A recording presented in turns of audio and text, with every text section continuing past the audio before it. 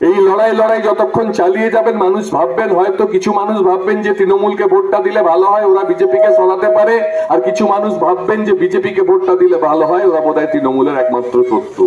না, এরা কারো শত্রু নয়। এদের জন্মটাই হয়েছে একে অপরকে সহায়তা করার জন্য। পরিচালনার ক্ষেত্রে আমরা বিভিন্ন সময় দেখেছি যে তিনি একটা দারুণ ভূমিকা পালন করেছেন, কিন্তু তারপরে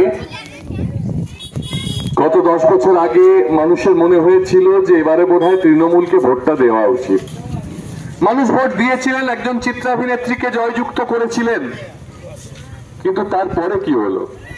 গত 10টা বছরের প্রথম 5টা বছরে আমরা দেখেছি তিনি একদিনের জন্য সংসদে যাননি, এবং সংসদে গিয়ে আমার অঞ্চলের কথা বলা, এই বাঁকুড়া লোকসভার কথা বলা, একটা দিনের জন্য করেননি। কোনো উন্নয়ন, কোনো ডেভেলপমেন্ট, এই অঞ্চলের মানুষের কোনো দুঃখ দুর্দশার দূরীকরণ কিচ্ছু করতে পারেননি। তারপরে মানুষের মনে হয়েছিল যে তৃণমূলকে দিয়ে হবে না, তাহলে এবারে বিজেপিকে ভোটটা দিয়েছিলেন আমরা ডাক্তারবাবুকে ভোট। কিন্তু বিজেপিকে ভোটটা দেওয়ার পরের 5 বছরও মানুষ যেখানে ছিল সেখানেই রইল। আমরা দেখতে পাচ্ছি এই মুহূর্তে ভারতবর্ষের রাজনীতিটাকে ভাগ করে দেওয়ার চেষ্টা হচ্ছে, কখনো হিন্দু মুসলমান বলে, কখনো জাতি, কখনো ধর্ম, কখনো বর্ণ, বিভিন্ন ভাবে ভারতবর্ষের রাজনীতিটাকে ভাগ করে দেওয়া হচ্ছে। এই ভাগ করে দেওয়ার কারণটা হচ্ছে যাতে গরিব মানুষের মূল কথাগুলো, খাদ্য, বস্ত্র, বাসস্থান, শিল্প, কর্মসংস্থান, এই কথাগুলো যাতে উঠে না আসে, তাই নানা রকম অজুহাতে তারা মানুষকে ব্যস্ত করে রাখছেন। টিভিতে খুললেই দেখতে পাবেন তৃণমূল আর বিজেপির একটা লড়াই।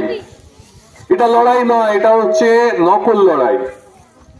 এই লড়াই যতক্ষণ চালিয়ে যাবেন মানুষ ভাববেন, হয়তো কিছু মানুষ ভাববেন যে তৃণমূলকে ভোটটা দিলে ভালো হয়, ওরা বিজেপিকে সরাতে পারে, আর কিছু মানুষ ভাববেন যে বিজেপিকে ভোটটা দিলে ভালো হয়, ওরা বোধহয় তৃণমূলের একমাত্র শত্রু। না, এরা কারো শত্রু নয়। এদের জন্মটাই হয়েছে একে অপরকে সহায়তা করার জন্য। তৃণমূল তৈরি হয়েছিল 98 সালে। 99 সালে আপনারা মনে করে দেখুন, বিজেপি সরকারের মন্ত্রী ছিলেন মমতা ব্যানার্জি। তারপরে চূড়াস্রোতে সখ্যতাটা বজায় রয়েছে। রাজনৈতিক বাধ্যবাধকতার জন্য তৃণমূল আর বিজেপি এখন আলাদা। একদল বলছে আমরা হিন্দুদের দল, একদল বলছে আমরা মুসলমানের দল। কিন্তু এর কি কোনো প্রয়োজন আছে?